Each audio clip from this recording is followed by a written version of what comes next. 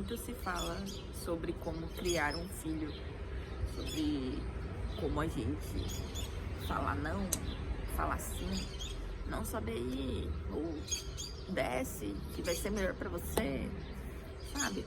Técnicas e táticas pra gente educar a criança para que ela saia bem na jornada de vida dela. Mas pouco se fala sobre a criação da mãe. A criação da mãe.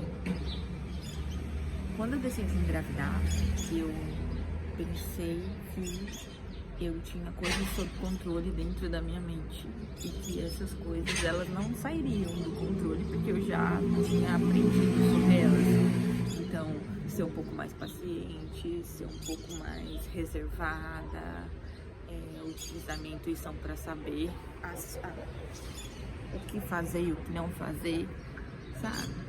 Só que quando você passa por esse processo da maternidade, isso te transforma de dentro para fora, mas também te transforma de fora para dentro, porque durante a gestação a criança ela tá lá dentro, mas você tem essa idealização de como será que vai ser,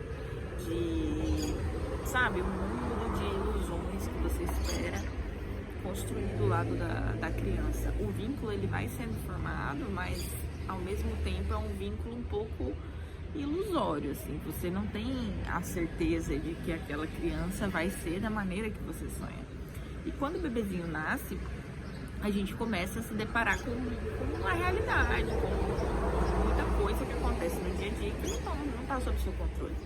Quando a minha nenenzinha tinha 1 mês, ela teve um episódio de parada respiratória, que ela estava num bebê conforto e a cadeirinha, o pescocinho dela, a gente não sabe muito bem o que aconteceu ao certo, mas ela ficou sem respirar por uns 3, 4 minutos. E quando eu vi que ela já estava toda branca, assim, já não tinha mais cor, já estava apagada, sem respirar, eu comecei a fazer a ressuscitação nela, fiz a manobra.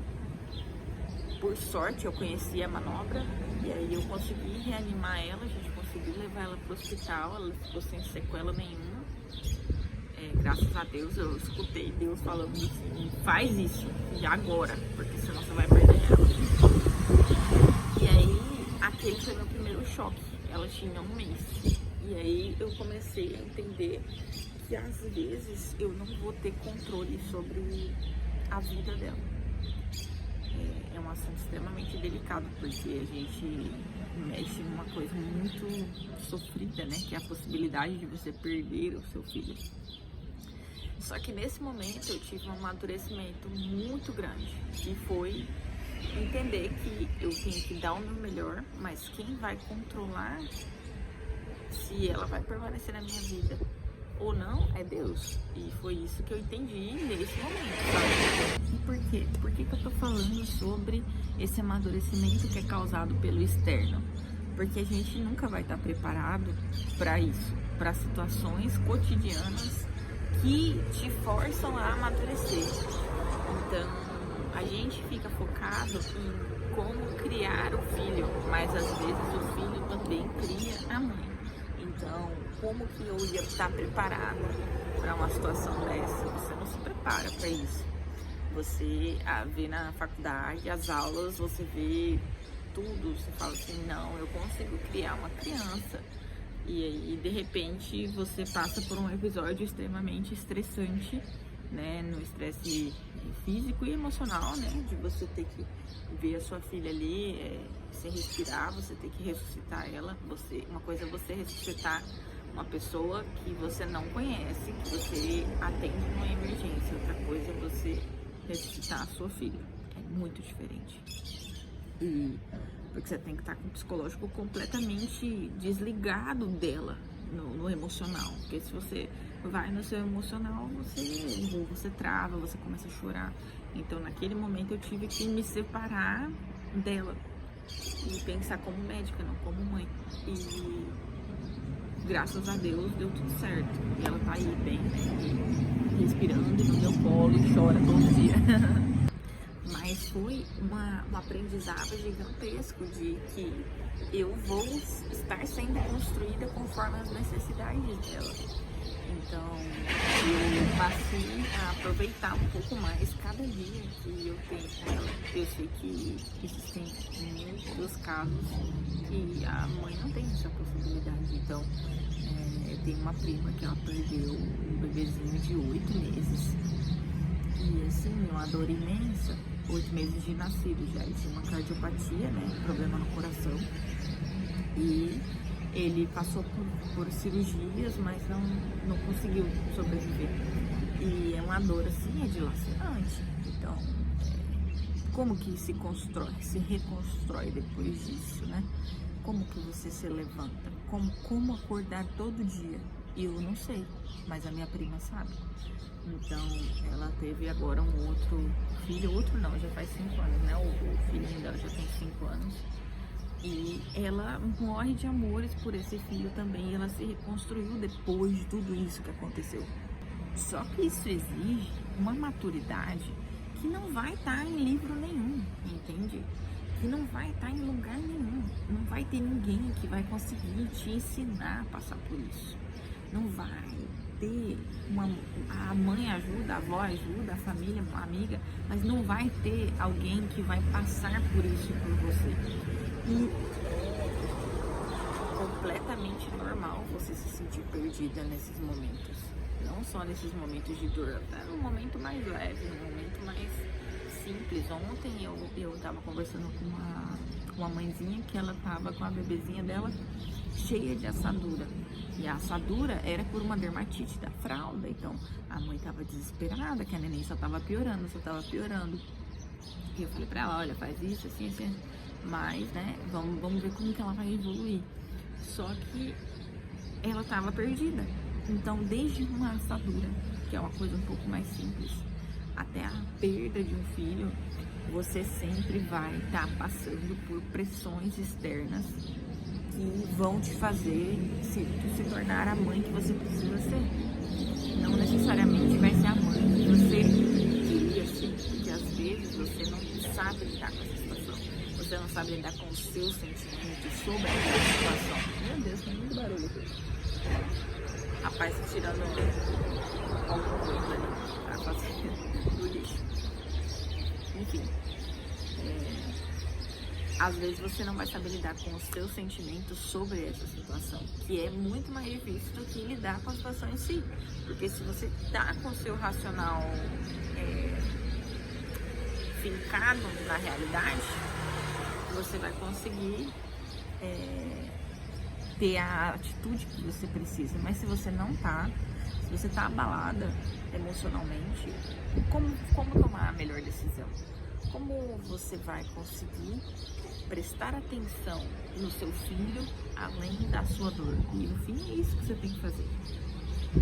No fim, o que a moça da assadura lá, da filhinha dela, precisa é estudar e descobrir como fazer o melhor tratamento para a filha. Mas se ela tá pensando nela, ai nossa, como eu tô sendo uma mãe ruim, eu já fiz de tudo, não consegui, ela vai travar, ela vai falar, meu Deus, e agora? E vai ficar se sentindo mal por isso. E tem coisas que não é culpa dela. Ela pode prestar atenção em trocar mais vezes, em trocar a marca da fralda, ela pode prestar atenção em outras reações, né? Em que nível levar pro hospital. Mas ela não consegue impedir que isso aconteça, a reação dermatológica aconteça na pele da filhinha dela. Isso não tá no controle dela. Isso é o sistema imunológico da menina, da neném. E não tem como ter controle sobre isso, né? A mulher que eu era quando eu tava grávida e a mulher que decidiu engravidar não é a mesma mulher que existe hoje aqui. Não é a mesma mulher que fala com vocês. E provavelmente não vai ser a mesma mulher que vai falar daqui a um tempo, porque as pressões externas que me fazem mudar, eu não consigo controlar. Eu não sei para que rumo da minha personalidade isso vai ser levado. Eu espero que vocês tenham entendido o que eu tô querendo dizer, porque é bem profundo isso que eu tô falando. É uma questão de você conseguir entender que a sua melhor versão como mãe não é a que você projetou, não é a que você planejou.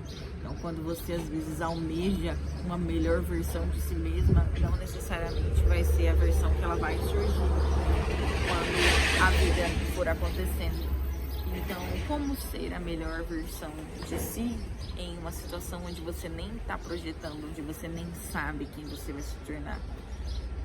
Hoje eu diria que é na presença, é você conseguir observar minuto a minuto do seu dia, conseguir acolher cada choro, conseguir trocar cada fralda o antes possível para que ela não tenha possíveis problemas, para você diminuir a zona de risco.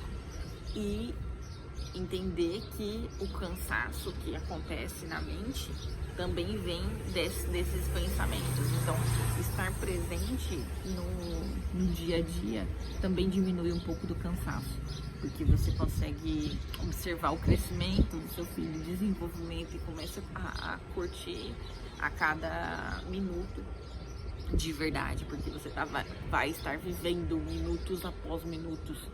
É extremamente difícil fazer isso. Às vezes a vida vai acontecendo e você fica meio atordoado, porque tem muita coisa, né? Muito mais coisas além da maternidade para serem observadas no dia a dia mesmo, né? Então é difícil você ficar minuto a minuto voltado para a maternidade quando tem uma conta para pagar que está na sua cabeça, quando tem uma discussão com o seu parceiro ou a sua parceira. Então é muito difícil integrar essa presença na hora do dia a dia, né? No dia a dia. Mas é a forma mais eficaz, na minha concepção, né? Para você aproveitar a infância do seu filho, para você conseguir ser a melhor mãe que você planejou ser em algum momento. Não que vai ser da maneira que você pensou, mas vai atingir o objetivo. E é extremamente difícil fazer isso quando você ainda não tinha planejado ser mãe. E eu me planejei, eu me organizei, eu me estruturei e eu criei toda essa estrutura mental de acreditar que eu sabia que eu ia dar conta. Só que eu entendo a frustração de quem não planejou, de quem descobriu que estava grávida e agora eu tenho uma criança e eu tenho conta e eu tenho um monte de coisa para fazer, e agora como que eu vou resolver tudo isso? E aí vem uma solidão, porque ninguém vai passar isso por você. Você tem que resolver coisas, você tem que acordar de madrugada e ninguém vai fazer isso por você. Então, mesmo que te ajudem, te ajudem, você não vai ter ninguém abrindo o seu olho por você, literalmente. Então é extremamente estressante também. Então, o meu conselho para quem passa por alguma situação parecida seria que você comece a observar minuto por minuto e entenda que o tempo ele se distorce quando você observa um minuto, ou quando você começa a entender o valor do dia a dia dentro das conquistas que você vai fazendo, mesmo que as pressões externas não te levem a ser a pessoa que internamente você queria ser. Com certeza você vai se tornar a pessoa que você precisa ser. É isso, gente. Até o próximo vídeo. Se você chegou até aqui, se inscreve, curte, compartilha. Até o próximo. Tchau.